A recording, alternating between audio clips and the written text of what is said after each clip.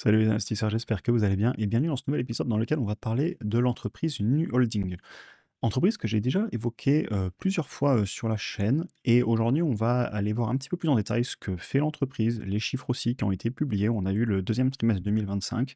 Je vous parlerai de ma valorisation, on va faire en direct un fichier et essayer de voir où on pourrait se situer et je vous donnerai aussi ma conclusion. Et pour les membres de formation et de la communauté school, pour information, nouveau post qu'on a fait aussitôt que ce matin, et demain lundi, on fait une vidéo exclue, comme d'habitude. Je vous retrouve dans l'espace membre et pour ceux qui souhaitent, nous rejoindre aussi bien dans le programme, que dans la communauté, vous avez les liens en description et d'ailleurs bienvenue à ceux qui nous ont rejoints, cette semaine dans le programme et la communauté.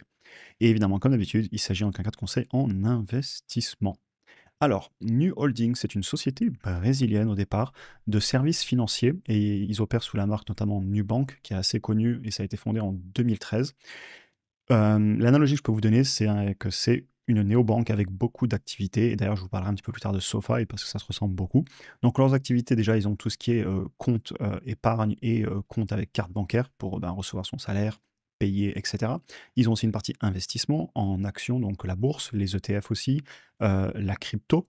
Ils ont, tout ce qui est les emprunts personnels, le buy now, pay later, donc tout ce qui est acheter maintenant, payer, plus tard, le crédit et cetera et aussi une partie assurance vie, assurance maison et cetera. Ils sont présents au Brésil, ils se développent au Mexique et en Colombie, un petit peu aussi îles Caïmans et Océanie, mais c'est surtout Brésil, Mexique, Colombie, on le verra plus tard. Ils servent quand même 123 millions de clients. Ils ont 60% des adultes au Brésil qui sont clients de cette banque.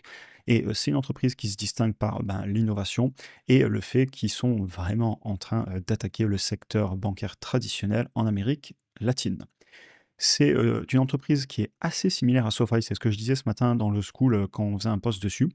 Et j'ai souvent expliqué d'ailleurs que j'étais sur SoFi pour tout ce qui est adoption client et surtout la croissance que ça engendre. Et j'entends par là que si SoFi ou Nu Holding étaient des banques traditionnelles du XXe siècle, je ne serais pas forcément intéressé. Mais là, je suis vraiment intéressé parce qu'on a une adoption de leurs produits. Et il y a un moment, si le client souscrit au produit, c'est que le produit répond à une demande. Et je vois donc beaucoup de similitudes entre Nu Holding et c'est pour ça que je partage le dossier aussi parce que beaucoup de personnes veulent un petit peu s'exposer à d'autres zones géographiques et bah, c'est une bonne façon de le faire puisqu'ils sont très présents en Amérique du Sud. On va aller voir les documents financiers qui ont été publiés pour le deuxième trimestre et ensuite on ira voir quelques chiffres, on fera une valorisation. Alors, vous voyez, ils ont 60 des adultes au Brésil qui, sont chez eux. Ils se développent beaucoup au Mexique, ils sont bientôt à, 10 ce qui est pas du tout négligeable et donc c'est une entreprise qui quand même globalement continue à se développer. Vous allez le voir dans les chiffres. Alors, ici vous avez la croissance du nombre d'utilisateurs en millions, donc je vous laisserai, lire les chiffres, mais on est sur des croissances qui sont certes un peu en train de ralentir, parce qu'on ne peut pas non plus croître à l'infini, mais qui sont toujours impressionnantes. Je tiens aussi à parler que vous verrez, beaucoup, de taux de change parce que c'est une entreprise qui est, travaille dans plusieurs pays avec plusieurs devises, qui est cotée aux États-Unis, qui reporte en dollars, donc qui fait les rapports en dollars et donc vous aurez, souvent à prendre en compte les taux de change et ça peut amener de la volatilité sur le titre. C'est à noter et à ne pas perdre de vue. Je voulais montrer aussi que même si la croissance des utilisateurs est moins impressionnante qu'il y a quelques années et c'est normal, ils ont déjà plus de 120 millions d'utilisateurs, les, deposits, donc l'argent, déposé chez eux, notamment, donc dans les customer balance, donc dans les comptes, on est en forte croissance. Donc ça veut dire que même s'il y a un peu moins de clients qui rentrent puisque, ben, ils ont déjà 60 du Brésil, par exemple, les gens déposent de plus en plus d'argent et donc pour moi, c'est aussi un signe que ils sont à l'aise à avoir leur argent chez Nu et le produit répond à leurs demandes et donc ils y mettent de plus en plus d'argent. Ça, c'est très positif parce que c'est un autre levier de croissance. Vous avez ici les croissances du chiffre d'affaires, on se les rentrera dans le document, mais là vous voyez que sur le dernier trimestre par rapport au trimestre de l'année d'avant, on est à plus 29% de croissance sur le chiffre d'affaires. Et encore une fois, les taux de change impactent puisque vous voyez que la croissance, si on prend les taux de change à neutre, on est un peu plus élevé et il y a des mois où ça pourrait être l'inverse. C'est une entreprise qui est aussi bénéficiaire, c'est à noter. Ils ont des marges nettes positives. On va aller voir aussi un petit peu la présentation. Il y a quelques points que j'ai repérés et ensuite on ira voir les chiffres. Bien évidemment, je vous invite à faire vos analyses complètes avant d'investir sur quelque entreprise que ce soit, Qui plus est les banques, je ferai des rappels par rapport à SoFi parce que les banques, c'est pas les entreprises les moins risquées ni les plus simples à analyser. Vous avez ici donc les répartitions, 60 de la population adulte qui est chez eux au Brésil, 13 au Mexique sur les derniers chiffres et 9 en Colombie. Après voilà, il y a énormément de chiffres, hein. Je vous invite évidemment à tous les regarder si vous souhaitez un jour faire votre analyse complète. Quelques points que j'ai retenus, on est sur une banque, donc allez voir les net interest margin et ne pas oublier qu'on est dans des pays où les taux d'intérêt sont plus élevés, mais aussi des pays beaucoup plus volatiles, moins matures, où les économies peuvent bouger vite, les taux d'intérêt aussi. Donc, on est sur une banque dont une partie de la profitabilité, parce qu'une grosse partie de l'argent que fait les banques, et on va le voir ici, vient notamment du crédit, et donc des taux d'intérêt qui peuvent fixer et il y a de la concurrence. Et le net interest margin fait partie de ces éléments qu'on regarde souvent chez les banques. Et vous voyez, ce que j'aime beaucoup voir, c'est que justement, pendant longtemps, une grosse partie de leur business, c'était les frais, donc les frais d'utiliser les cartes, etc. Et c'est de plus en plus diversifié, regardez dans le temps. Maintenant, le crédit et les balances viennent peser de plus en plus. Et on a une répartition qui m'intéresse beaucoup parce qu'en fait, ils se sont diversifiés de seulement les frais. Donc ça veut dire que les gens déposent de l'argent, qu'il y a de l'intérêt qui est payé dessus, etc. De l'argent déposé sur le long terme, et c'est pas juste une carte pour faire un paiement sur Internet avec 20 € sur le compte. Donc voilà, vous pouvez regarder tous les documents. Il y a beaucoup de choses qui me plaisent. On va pas tout passer ensemble. Encore une fois, on va faire des chiffres aussi qualitatifs. Moi, avant d'investir sur l'entreprise, je passe des semaines à écouter, à réfléchir, à maturer un dossier. Je me décide très rarement rapidement. Donc voilà, je vous invite évidemment à digérer tout ça. Autant sur la valorisation sur SoFi, le titre a explosé. Aujourd'hui, on n'est plus sur un prix que je pourrais payer. Par contre, je voulais vous remontrer le document sur SoFi, notamment parce que j'avais écrit effectivement, attention, comprendre que c'est les entreprises qui ont des revenus assez différents d'une entreprise qui vendrait un produit physique. Il faut regarder tout ce qui est intérêt, les balances, etc. Aussi, le bilan comptable est différent.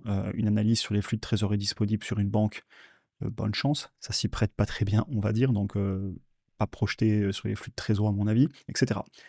On va se faire une holding qui comporte les mêmes choses intrinsèques à une banque. Je voulais avec vous remplir le document, estimer un petit peu combien ça pourrait se payer. Déjà au niveau des marges, c'est une entreprise sur laquelle j'avais déjà mis 18% dans mon ancienne analyse, je m'en souviens, donc je vais le rentrer. Et je pense que pour une banque, faire 18% de marge nette sur le long terme, c'est tout à fait faisable. J'ai beau regarder ce que faisait la concurrence, le secteur, etc. On pourrait mettre 16, on pourrait mettre 20. Les meilleures banques font un peu mieux. 16, 18, je suis à l'aise. On pourra mettre 16 aussi pour faire varier. Suite au niveau de la croissance, cette année, ils ont déjà battu les chiffres que j'avais fait l'année dernière. Et ce qu'on me disait ce matin dans le school, qu'ils ont encore une fois fait mieux que ce que j'avais prévu. Je me placerai certainement autour de 22% pour finir l'année, ce qui nous mettrait à 14 milliards de dollars de chiffre d'affaires.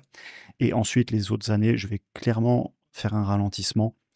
Et vous voyez, par exemple, je pourrais dire que 16% l'année prochaine. Encore une fois, tout ce que font mes projections, c'est estimer si on est en train de payer un prix globalement cohérent pour faire le retour sur investissement désiré. Pour moi, il est impossible de savoir le 17 août 2030 à combien coûtera l'entreprise. Il y a trop de facteurs qui rentrent en jeu. Est-ce qu'on sera dans un marché euphorique, pessimiste? Est-ce que l'entreprise aura fait mieux, etc. Donner le prix exact de l'action en 5 ans, pour moi, ça relève pratiquement de l'impossible ou de la chance.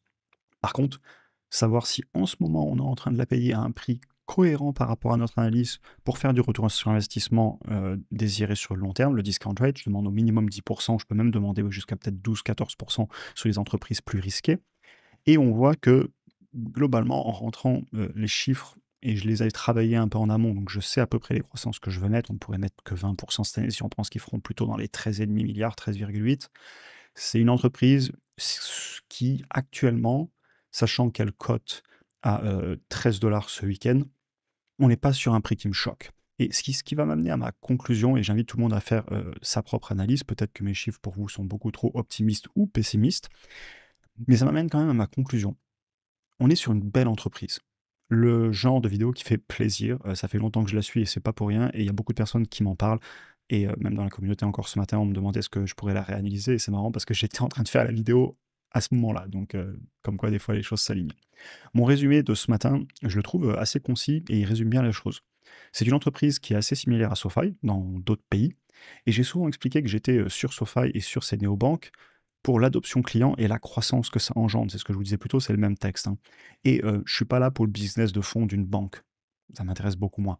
Par contre, je vois beaucoup de similitudes entre SoFi et Nu, et c'est pour ça que je continue à parler de ce dossier, notamment si quelqu'un veut une exposition Amérique du Sud, avec les risques que ça va avoir, ben, des économies moins stables, des taux d'intérêt qui peuvent bouger plus, etc. Ça peut impacter les banques, tout ça. peut-être plus de possibilités de défaut de paiement, quoique ça peut se débattre.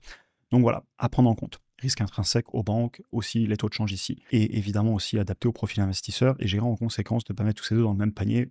J'applique aussi évidemment ça à mon propre cas. Maintenant, une fois qu'on a dit tout ça, moi ce que je retiens, c'est que quand on a un niveau d'adoption produit aussi impressionnant, et vous avez vu les pourcentages de population qui utilisent leurs produits et les croissances, ben, j'aime beaucoup voir ça. Et vous avez peut-être remarqué que dans beaucoup de secteurs sur lesquels j'investis qui n'ont rien à voir, la santé, les banques, la technologie, les logiciels, l'industriel, on retrouve très souvent le dénominateur commun que s'il y a de la croissance, il y a de l'adoption client. Et en fait, quand il y a un besoin client, une entreprise va aller y répondre, si les anciennes entreprises ne le font pas. Et c'est quelque chose que vous retrouverez dans toutes mes analyses et que je retrouve sur ces néobanques et que j'apprécie énormément. Si je ne voyais pas d'adoption client ou si je la voyais s'écrouler, voire même de la décroissance, ce serait très embêtant pour moi et très certainement éliminatoire.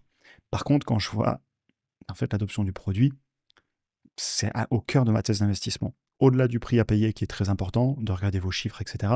D'ailleurs, on peut aussi aller regarder les valorisations rapidement pour finir. Bon, là, vous savez, la croissance qui est phénoménale, les marges qui sont bienvenues tangenter bientôt les 18-20%. Les valorisations, je crois qu'il va faire des projections, mais on peut les regarder quand même. On est sur un prix par rapport au chiffre d'affaires à 4,5, un PER à 25, et on est dans les deux cas sous les médianes historiques, c'est à noter. Mais au-delà de ça, pour moi, c'est aussi l'analyse qualitative et l'action, faire ses projections et la payer au bon prix. Et je conclurai là-dessus, le cours de l'action ne me choque pas du tout. Je ne suis pas encore rentré dessus, je m'y intéresse, mais j'ai déjà SoFi qui pèse en portefeuille, donc il faut aussi que je ne mette pas tous mes œufs dans le même panier, c'est des business models très similaires. Mais je tiens à en parler parce que autant SoFi, à ces niveaux-là, je ne vends pas mais j'achète plus. Autant nu, ben, évidemment, chacun fera son analyse. Et c'est très important, surtout le qualitatif, surtout sur les banques, parce qu'il y a des risques. Mais la valorisation ne me choque pas, et c'est un très beau dossier. Donc voilà, c'était une vidéo dans laquelle je voulais vraiment vous présenter plus que les chiffres. On n'a pas fait trop de chiffres aujourd'hui, je voulais vraiment expliquer pourquoi, qu'est-ce que je vois dans le business model. On a fait un peu plus de qualitatif, ça change des chiffres, mais j'aime beaucoup le faire aussi, et c'est très très important dans l'analyse. J'espère que ça vous aura intéressé. Comme je disais, pour ceux qui souhaitent nous rejoindre, vous avez les liens en description, aussi bien dans le programme avec toute la partie formation, mes fichiers, etc., que la communauté dans laquelle en fait je poste les vidéos que je faisais déjà dans le programme et maintenant ça nous permet aussi d'échanger. Et voilà, on en a fini pour aujourd'hui. Je vous souhaite une excellente journée et à très bientôt pour un prochain épisode.